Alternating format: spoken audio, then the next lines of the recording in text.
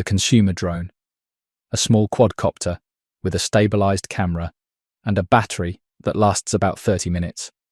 The category most people have actually held: real estate photographers, wedding videographers, travel YouTubers, hobbyists.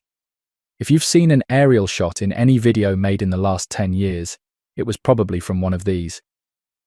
One company, DJI, based in Shenzhen, controls roughly 70% of the global consumer drone market.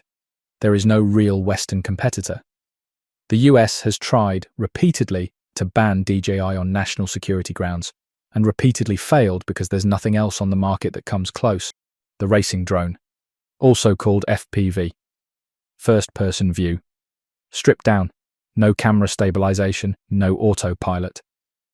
The pilot wears goggles that show the live feed from a camera on the drone's nose and flies it manually in 3 dimensions at speeds over 150 kilometers per hour.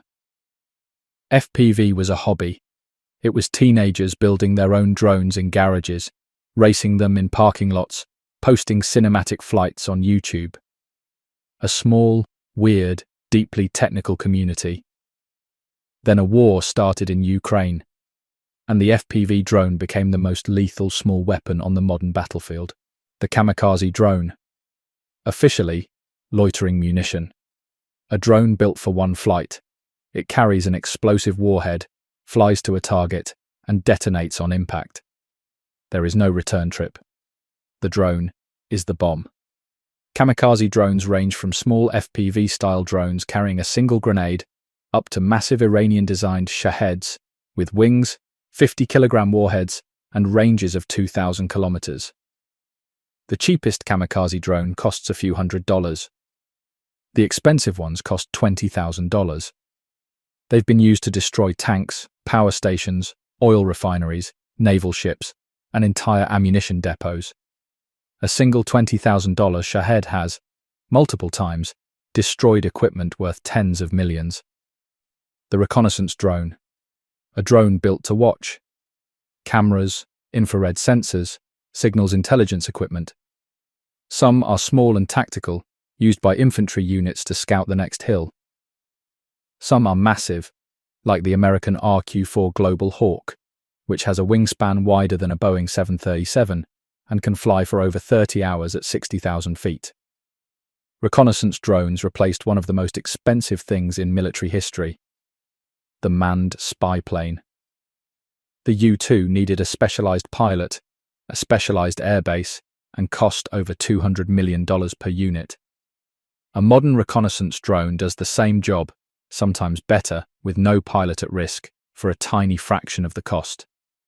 The most extreme version, the RQ-180, is rumored to exist, but has never been officially confirmed by the US Air Force. It's been photographed in the sky. It just doesn't appear in any military budget. That's how valuable reconnaissance drones have become. The best one in the world is officially imaginary. The attack drone.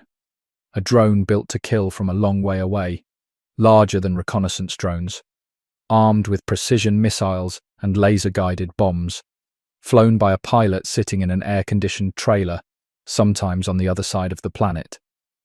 The American MQ-9 Reaper. The Turkish Bayraktar TB2. These two drones have killed more enemy combatants in the last decade than most fighter jet squadrons combined. The TB2 in particular changed modern warfare. It costs around $5 million, about 1% the price of an F-35. And in the 2020 Armenia-Azerbaijan war, a small fleet of TB2s essentially won the conflict by destroying Armenian armor faster than it could be replaced. The delivery drone. A drone built to drop something off, designed to carry packages, food or medical supplies from a depot to a precise GPS location, then return autonomously. Most are hybrid designs. They take off vertically like a helicopter, then transition to fixed-wing flight to save energy. Delivery drones already work, just not where people expected. The most successful delivery drone network in the world is in Rwanda, where the company Zipline has been flying blood and medical supplies to remote clinics since 2016. Over 1 million deliveries completed. Lives saved that ground transport could never have reached in time.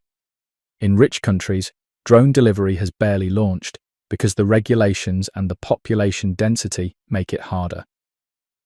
The delivery drone is one of the only categories on this list that's currently bigger in the developing world than in the developed one. That's not the future people predicted. The agricultural drone, a drone built to farm. Most are large quadcopters or octocopters carrying tanks of pesticide, fertilizer, or seeds.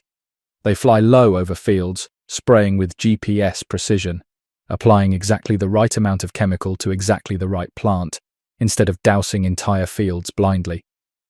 China leads the world in agricultural drones. DJI alone has sold hundreds of thousands of agricultural units, and a significant percentage of Chinese farmland is now sprayed by drone instead of by tractor or by hand. This is the quiet revolution. Agricultural drones are reducing pesticide use by up to 30%, lowering costs and replacing some of the most dangerous farm labor on the planet. People who used to walk fields with chemical sprayers on their backs. No headlines, no controversy, just an entire industry being rebuilt below most people's notice. The swarm drone. Not really a single drone. A system of dozens or hundreds of small drones that fly and act as one. Each individual drone is simple, cheap, expendable. The intelligence is in the network. The drones communicate with each other in real time, coordinating their movements without any central pilot. Take one out and the swarm reorganizes around the gap. You've already seen swarm drones. The light shows replacing fireworks at the Olympics, the Super Bowl, national celebrations. That's the same technology that militaries are now developing as a weapon.